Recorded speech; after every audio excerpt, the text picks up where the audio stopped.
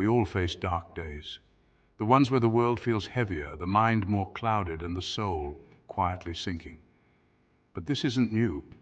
For thousands of years, warriors, emperors, and philosophers have endured darkness far deeper than our own and emerged wiser. This is their advice condensed into 6 principles. 1. Remember, this too shall pass.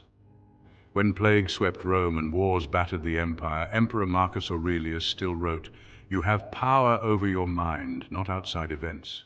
Realize this, and you will find strength." He didn't escape hardship, he ruled during it. He lost many children and buried friends, yet still woke each morning to write reminders to himself, not for glory, but for survival. Dark days aren't signs of failure.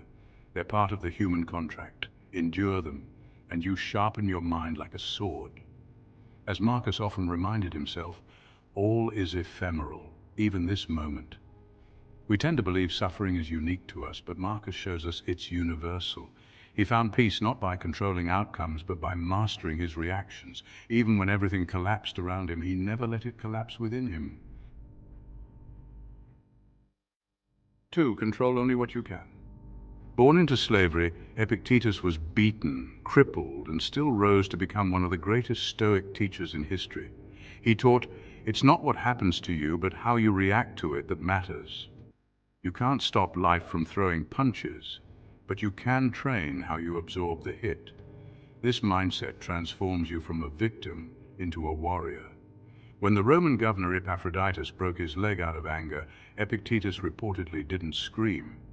He calmly predicted the break, and upon its occurrence remarked, "I told you so," demonstrating his mastery of self-control and acceptance of what cannot be changed, a core tenet of Stoicism.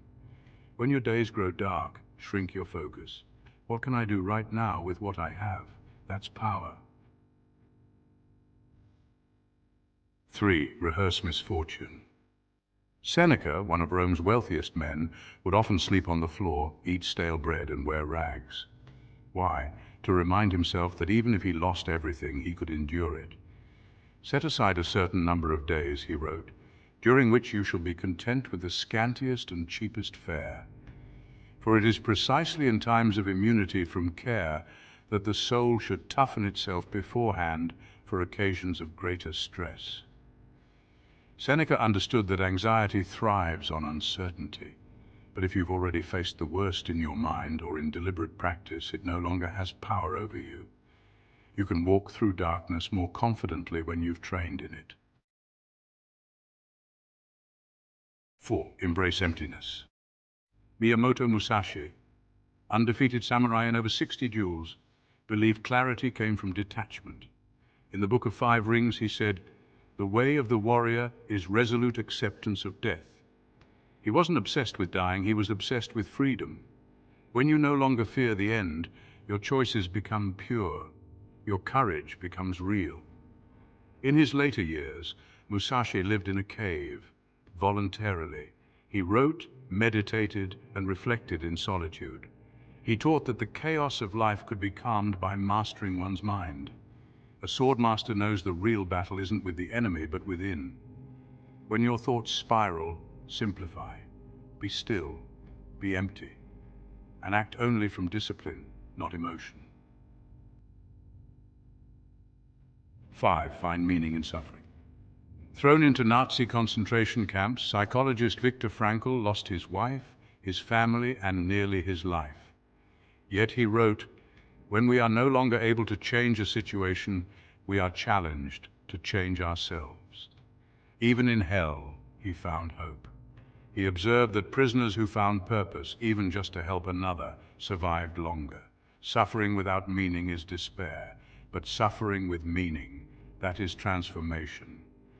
Frankl later developed logotherapy, the idea that humans are driven not by pleasure, but by meaning. He reminds us, your pain can be fuel if you decide it will be.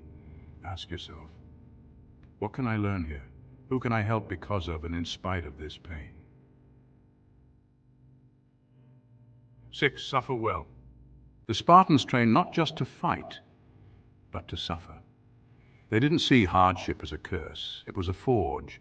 From childhood, Spartan boys were stripped of comfort, given little food, and trained in brutal conditions, not to weaken them, but to teach control, clarity, and courage.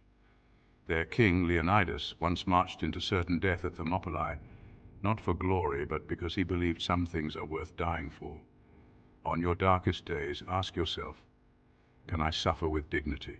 Can I show others how to walk through fire without losing their soul? Because sometimes just showing up, disciplined, calm, focused, is the most powerful message you'll ever send. If this message reached you, if you felt the weight of it in your chest, don't keep it to yourself. Leave a comment, share this video, subscribe for more wisdom from the warriors and thinkers who walked this path before us. And remember, you were born for this.